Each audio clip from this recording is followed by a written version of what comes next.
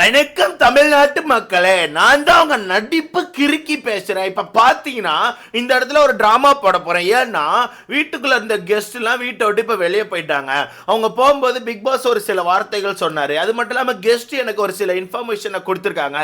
இதெல்லாம் வச்சு இந்த இடத்துல நான் ஒரு டிராமா பண்ண போறேன். இந்த டிராமாவை நீங்க எல்லாம் பார்த்து ரசிச்சு ஓகே பாவமா இருக்கு அப்படின்னு சொல்லி எனக்கு சிம்பத்தி ஓட்டு போடணும். ஸோ இந்த டிராமா பிடிச்சிருச்சுன்னா மறக்காம எனக்கு லைக் பண்ணுங்க. அப்படியே இந்த வீடியோக்கு லைக் பண்ணுங்க. அப்படியே சேனலை சப்ஸ்கிரைப் பண்ணிக்கோங்க. ஓகேவா கைஸ்? டிராமாக்குள்ள போலாமா? ஆக்சுவலா வீட்டுக்குள்ள ஒரு 3 கெஸ்ட் இருந்தாங்க கைஸ். அந்த 3 கெஸ்ட் எதுக்கு வந்தாங்கன்னு நமக்கு தெரியல. ஓகேவா? நேற்று நைட்லேருந்து அவங்க கெஸ்ட் மாதிரி இல்லை, சும்மா தான் சுற்றிட்டு இருந்தாங்க. அப்போ நேற்று நைட்டு எல்லாருமே உட்காந்து அது இதுன்னு பேசி ஜாலியாக ஃபன் பண்ணிட்டு இருந்தாங்க. ஒரே ஒரு நபர் மட்டும் அந்த கெஸ்ட் எல்லாம் தனியாக கூட்டு போயிட்டு ஏகப்பட்ட இன்ஃபர்மேஷனை கறந்தாங்க. அதுதான் நம்ம விஜே பார்வதி. ஓகேவா? ஏன்னா அவங்கள பொறுத்தவரைக்கும் எப்பவுமே அப்படிதான், இன்ஃபர்மேஷனை மட்டும் கறந்துட்டு அதை வச்சு ஒரு கேம் விளாடுவாங்க. அந்த வகையில் நேற்று ஏகப்பட்ட இன்ஃபர்மேஷனை கறந்தாச்சு. அதை கேமரால கூட காமிக்கல, ஏன்னா டீமே பயங்கரமாக சப்போர்ட் பண்ணுறாங்க. அந்த வகையில் இன்ஃபர்மேஷனை கறந்தாச்சு. இன்னைக்கு காலையிலையும் அந்த கெஸ்ட் எல்லாம் ஜாலியாக உட்காந்து ஃபன் பண்ணிட்டு இருக்காங்க. நம்ம ஆட்கள் ஃபுல்லா போய் ஃபன் தான். திவாகரை வச்சு வினோத்தை வச்சு செம்மையா ஃபன் பண்ணிட்டு இருக்காங்க.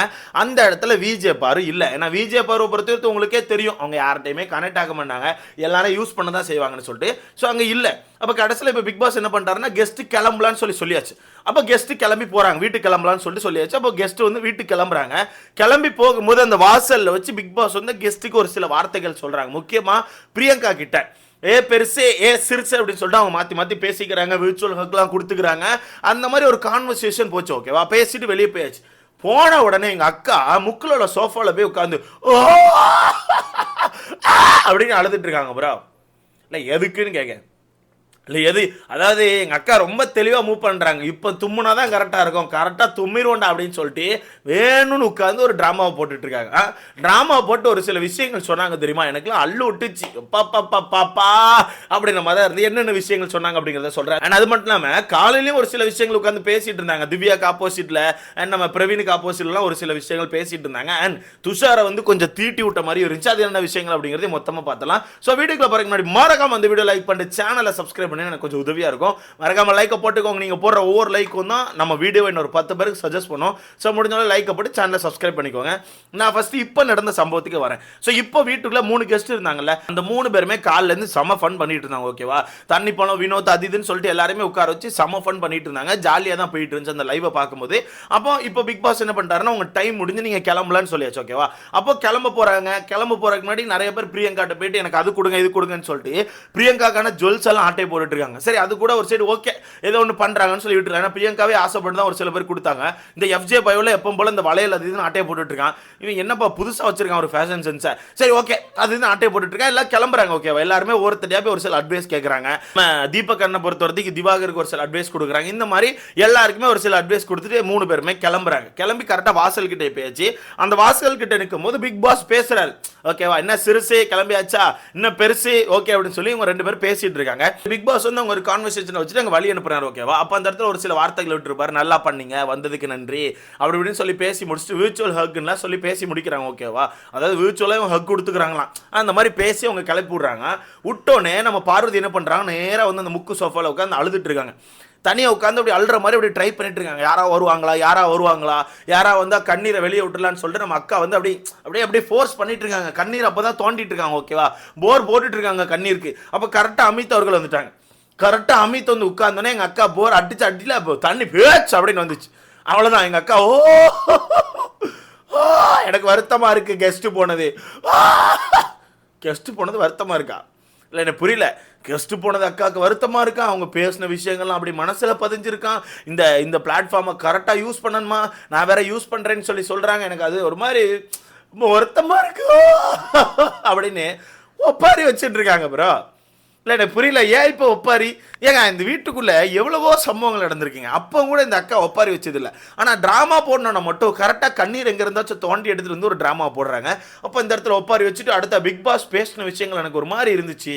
சரி, அவங்க சீசன்ல அப்போ எப்படி பண்ணியிருப்பாங்கல்ல, அப்போ எப்படி பிக் பாஸ்ல கனெக்ட் ஆயிருக்காரு பாருங்க. விர்ச்சுவல் ஹக்கு சிறுசு இந்த மாதிரி பேசுற அளவுக்கு பண்ணியிருக்காங்கன்னா அப்போ அவங்க சீசன்ல எப்படி பண்ணியிருப்பாங்க? அப்போ நம்மளும் இந்த பிளாட்ஃபார்மை கரெக்டாக யூஸ் பண்ணணும்ல. எனக்கு தெரிஞ்சு நம்ம கரெக்டாக யூஸ் பண்ணிட்டு இருக்கோம்னு நினைக்கிறேன். இந்த பிளாட்ஃபார்ம் எவ்வளோ நல்ல பேர் கொடுக்கும்ல, இங்கே நம்ம பண்ணுறதை வச்சு நமக்கான பேர் எப்படி மாறும்ல, சார் எப்படி ஒரு இடத்துல உட்காந்துருக்கோம்லன்னு சொல்லிட்டு பயங்கரமாக பேசுகிறாங்க ப்ரோ. பயங்கரமா பேசுறாங்க. எனக்கே அள்ளு விட்டுச்சு, என்னடா இது அப்படின்னு சொல்லிட்டு. ஏன்னா அக்கா அந்த பிளாட்ஃபார்மை அழிச்சிட்டு இருக்காங்க. அக்கா அந்த பிளாட்ஃபார்முக்கு முக்குக்கா தீ வச்சிட்டு இருக்காங்க. ஓகேவா? இதுல பிரியங்கா தெரியாம ஒரு இது சொல்லிட்டாங்கப்பா, நீங்க தான் இந்த ஷோவை ரன் பண்றீங்க. உண்மையாவே ஷோவை ரன் பண்றது அக்கா தான். ஏன்னா கண்டென்ட் கொடுத்துட்டு இருக்காங்க. ஆனா எல்லாமே நெகட்டிவ் கண்டென்ட், பாசிட்டிவா ஒரு கண்டென்ட்டுமே இல்லையே. பட் சிம்பிளா சொல்ல போனா இந்த வீட்டுக்குள்ள இன்னொரு 4-5 பேர் கண்டென்ட் கொடுக்குற மாதிரி ஆட்கள் இருந்தா பாரு வெளியவே தெரிய மாட்டாங்க. சிம்பிளா சொல்றேன், பாரு வெளியவே தெரிய மாட்டாங்க. அப்பப்போ வேணா ஏதாவது ஒரு ப்ரமோல வருவாங்க. ஓகேவா? எல்லாரும் போல அவங்களும் ப்ரமோல வருவாங்க, அப்படியே போயிருவாங்க. ஆனா வீட்டுக்குள்ள இருக்க எல்லாமே மக்கா இருக்க போய் விஜய் பாரு பண்ற விஷயங்கள் வெளியே வருது. ஓகேவா? விஜய் பாரு பண்ற விஷயங்கள் நிறைய வெளியே வருது. அதனால ப்ரமோல வராங்க, எபிசோட்ல வராங்க, எல்லா விஷயங்களும் இருக்குது. அதுக்கு இப்படியா சொல்லிட்டாங்களாம் பிரியங்கா, நீங்க தான் அப்படின்னு சொல்லிட்டு அப்பா அப்பா அப்பா அப்பா உட்காந்து டிராமாவை போடுறாங்க ப்ரோ. இப்போ தும்முனா தான் கரெக்டாக இருக்கணும், தும்முன்னு சொல்லி தும்மிட்டு இருக்காங்க. நம்ப முடியாது, இதெல்லாம் நம்ப முடியாது. சும்மா உட்காந்து, அதாவது இவ்வளோ நேரம் உங்களுக்கு கண்ணீர் வரல, இவ்வளோ நேரம் நீங்கள் இந்த பிளாட்ஃபார்மை பற்றி யோசிக்கல, இவ்வளோ நேரம் இந்த பிளாட்ஃபார்மை கரெக்டாக யூஸ் பண்ணோம், இந்த பிளாட்ஃபார்மை கரெக்டாக யூஸ் பண்ணால் நமக்கு நேம் மாறும், நல்ல பேர் கிடைக்கும், இந்த மாதிரி விஷயங்கள் உங்களுக்கு தெரியல. இப்போ தான் எல்லாம் தெரியுது. என்ன இப்போ தான் உங்களுக்கு தெரியுது? என்னடா ஒரு அப்பா நடிப்பு அரைக்க அப்படிங்கிறத காமிச்சுக்கிட்டே இருக்கீங்க. இதில் காலையில் வந்து திவ்யா பற்றி ஒரு சில விஷயங்கள் சொன்னாங்க. திவ்யா வந்து ரொம்ப பாசியாக நடந்துக்கிறாங்க. அவங்க கேப்டன் நான் இல்லைன்னு நான் சொல்ல, அதுக்குன்னு இப்படி பாசியாலாம் நடந்துக்க கூடாது, ரொம்ப பாசியாக நடந்துக்கிறாங்க, அதெல்லாம் நம்மக்கிட்ட செட் ஆகாது. இந்த மாதிரி பாசியாக நடந்து நான் என்னை வந்து ஒரு மாதிரி டார்கெட் பண்ணி என்ன டவுன் பண்ணி அவங்க வந்து மேலே போக ட்ரை பண்ணுறாங்க, அதெல்லாம் நான் விட மாட்டேன் அப்படின்னு ஒன்று சொல்கிறாங்க. ஆக்சுவலாக பாசி அப்படிங்கிற வேர்டு வந்து அது எதுக்கு வருதுன்னு எனக்கு தெரியல. ஓகே, அது வருதுன்னு வச்சுக்கலாமே, அது வரதான் செய்யணும்னு நான் சொல்லுவேன். விஜய் பாரு என்ன பொறுத்தவரைக்கும் லாஸ்ட் சீசன்ல இருந்தா நம்ம தீபக் அண்ணன் இருக்காப்புல, தீபக் அண்ணன் கேப்டன்சில எனக்கு தெரிஞ்சு வீட்டுல இருந்து ஏறி குச்சி வெளியே போயிருப்பாங்க. தீபக் அண்ணன் ஒரு செருப்பை இப்படி திரும்பி இருந்தா கூட செருப்பை ஒழுங்காவின்னு சொல்லுவாங்க. ஓகேவா? அந்த லெவலுக்கு இந்த வீடை மொத்தமா ஸ்ட்ரிக்டா கொண்டு போனாங்க. அந்த கேப்டன்சி எல்லாம் பார்த்துருந்தா எனக்கு தெரிஞ்சு கதறி இருப்பான்னு நினைக்கிறேன். அந்த வகையில இவனை பண்றதெல்லாம் கேப்டன்சியே கிடையாது. இவனை எடுத்தடுப்புல 4 வார்த்தைகளை பேசுறான்ல தவிர மற்றபடி செயல்ல எதுவுமே இருக்க மாட்டேங்குது. இந்த பிரவீன் அவர்கள் ஆர்மி கேம்ப் மாதிரி கொண்டு போறேன்னு சொன்னாரு, ஏதாவது ஒன்று பண்ணாரா? இல்ல, எதுவுமே இல்லை. ஸோ இவங்களுக்கு வெறுமனைக்கு சொல்றதே இவ்வளோ கஷ்டமா இருக்குன்னா, அங்கே ஒருத்தர் செயல்ல காமிச்சாரு, தீபக் அண்ணன் வந்து செயல்ல காமிச்சாரு. அப்போ அங்கெல்லாம் இருந்தால் எனக்கு தெரிஞ்சு விஜய் பாரு ஓடி இருப்பாங்க.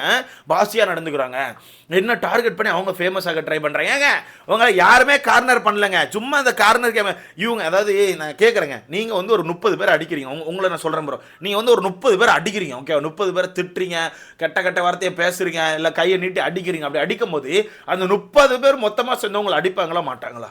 அந்த 30 பேர் மொத்தமாக சேர்ந்து மச்சான் இவன் தான்டா அதுன்னு சொல்லிட்டு மொத்தமாக சேர்ந்து அடிப்பாங்கல்ல? கண்டிப்பாக அடிப்பாங்க. ஓகேவா? அதுதானே வீட்டுக்குள்ள நடக்குது. நீங்க என்ன பண்றீங்க? நீங்க வந்து இருக்கிற எல்லாரையும் போய் வம்பிழுத்து, இருக்கிற எல்லார்ட்டையும் சண்டையை போட்டு எல்லார்கிட்டையும் பிரச்சனை பண்ணி வைக்கிறீங்க. அப்ப இருக்கிற எல்லாருமே கேப் கிடைக்கிற இடத்துல உங்களை அடிக்க தான் செய்வாங்க. அந்த அடியை பார்த்துட்டு என்ன கார்னர் பண்றாங்கன்னு சொன்னா எப்படி? இது ஒரு பக்காவான கேமுங்க. இந்த வீட்டில் நான் சிம்பிளா சொல்லிட்டேன், வெல் ப்ரிப்பேரா யார் வந்திருக்காங்க தெரியுமா? விஜய் பாரு தான் இந்த வீட்டுக்கு வெல் ப்ரிப்பேராக வந்திருக்காங்க. அந்த லெவலுக்கு எல்லா விஷயங்களையும் நோட் பண்ணி இன்ஃபர்மேஷனை எடுத்து ஒரு கேம் ஆடிட்டு இருக்காங்க. அது மட்டும் இல்லாமல் திவ்யா கிட்ட போய் ஏதாவது ஒரு சில விஷயங்கள் பேசினாலோ, இல்லை இந்த வைல்ட் கார்டுனே சொல்கிறாங்க, வைல்ட் கார்ட்டை போய் நம்ம ஏதாவது விஷயம் பேசினா அவங்க பேச மாட்டாங்க, அந்த விஷயத்தில் நின்று பேச மாட்டாங்க, அந்த டாபிக் அவாய்ட் பண்ணிட்டு ஓடுவாங்க. ஏன்னா அந்த டாபிக் எல்லாம் பேசினா அவங்க வந்து மாட்டிப்பாங்க, அவங்களால அந்த டாபிக் ஆன்சர் பண்ண முடியாது, பேச முடியாது, அதனால ஓடுவாங்க, அந்த டாபிக் அவாய்ட் பண்ணுவாங்கன்னு சொல்றாங்க. அது என்ன பொறுத்தவரைக்கும் வைல்ட் கார்டு இல்லை, அது என்ன பொறுத்தவரைக்கும் விஜய் பார் தான். ஏன்னா விஜய் பார் தான் ஏதாச்சும் ஒரு டாபிக் அவங்க கிட்ட போய் பேச ஆரம்பிச்சா விஜய் பார்ட்ட கண்டென்ட் இல்லைன்னா எந்திரிச்சு ஓடிக்கிட்டே இருப்பாங்க. இந்த வீட்டுக்கு நான் பல இடங்களில் அந்த சண்டையை பார்த்துருக்கேன். யாரா போயிட்டு விஜய் பார்ட்ட பேச ஆரம்பிச்சா விஜய் பார்வால அந்த இடத்துல சண்டை போட முடியாது, நான் பேசிக்கிட்டு போயிட்டே இருப்பாங்க. ஏதோ ட்ரெயினை விட்ட மாதிரி போயிட்டே இருப்பாங்க, நிற்கவே மாட்டாங்க, துரத்திட்டே தான் போய் சண்டை போடணும். ஏகப்பட்ட நேரம் இந்த சண்டைகள் நடந்திருக்கு. நல்லா யோசிச்சு பாருங்க.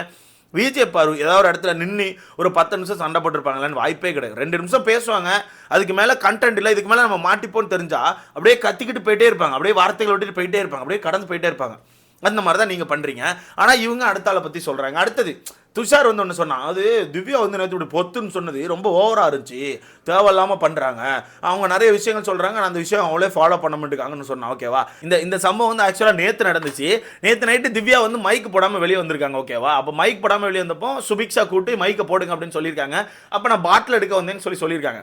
அப்போ டக்குன்னு திருப்பி துஷார் அந்த இடத்துல நின்று துஷாரை சொல்லியிருக்கான், மைக்க போடுங்க தலை அப்படின்னு சொல்லிட்டு. உடனே தலை என்ன பண்ணிட்டாங்கன்னா அப்படின்ட்டு சொல்லிட்டாங்க, நாக்க கடிக்கல இப்படி மட்டும் செஞ்சுட்டாங்க. செஞ்சோடனே துஷார் தூக்கி போட்டு அடியே நடிக்க ஆரம்பிச்சான். என்ன கை காமிக்கிறீங்க, நானும் காமிப்பேன், சரியா, நானும் காமிப்பேன், தேவையில்லாத வேலையை பண்ணுற வச்சுக்காங்கன்னு சொல்லிட்டு நேற்று நைட்டு துஷார் சண்டைக்கு போயிருப்பான். அந்த துஷார் தான் இன்னைக்கு வந்து சொல்லிட்டு இருக்கா இப்படி பண்ணுறாங்கன்னு சொல்லிட்டு. இதில் துஷார் சொன்னது கூட விட்டுருவேன், ஓகே சண்டைக்கு போகிறேன். ஆனால் அக்கா ஒன்று சொல்கிறாங்க பாருங்க, ஆமாம் அவங்க வந்து என்ன பார்த்து இப்படி சொல்கிறாங்க, அது மட்டும் இல்லாமல் வார்த்தையை விடுறாங்க, போடின்லாம் சொல்கிறாங்க அப்படின்னு. ஏங்க போடின்னு சொன்னதே பிரச்சனை இருக்குன்னா, அக்கா வீட்டுக்குள்ளே எவ்வளோ இடத்துல கெட்ட வார்த்தைகளை போட்டிருக்கேன் ஞாபகம் இருக்கா? கண்ட மணிக்கு கெட்ட வார்த்தைகளை போட்டு திட்டிட்டு எல்லாரையும் பார்த்து சுற்றிட்டு அக்காவுக்கு போடின்னு சொன்னது மிகப்பெரிய பிரச்சனையாக இருக்கான். இது எங்கே போய் சொல்லுன்னு தெரில. அக்காக்கான ட்ராமா வேறு கலர் கலராக ஸ்டார்ட் ஆகிட்டு இருக்குது. அக்கா வந்து பயங்கர பிளான்லாம் போட்டுட்ருக்காங்க. ஏன்னா அந்த வீட்டுக்கு யார் வந்து நல்ல பேர் வச்சிருக்கா, யார் கெட்ட பேர் வச்சிருக்கா, எல்லா விஷயத்தையும் இன்ஃபர்மேஷன் வாங்கியாச்சு. ஸோ இந்த வாரம் எனக்கு தெரிஞ்சு, இந்த வாரம் அதான் அடுத்த வாரம் எனக்கு தெரிஞ்சு ஆட்டம் கொஞ்சம் டிஃப்ரெண்ட்டாக இருக்கும் நான் நினைக்கிறேன். வெயிட் பண்ணி பார்ப்போம் என்ன நடக்குன்னு சொல்லிட்டு. இந்த ட்ராமா பற்றி உங்களுக்கான கருத்தை மறக்காம கமெண்ட்டில் போடுங்க. அடுத்தல பார்க்கலாம்.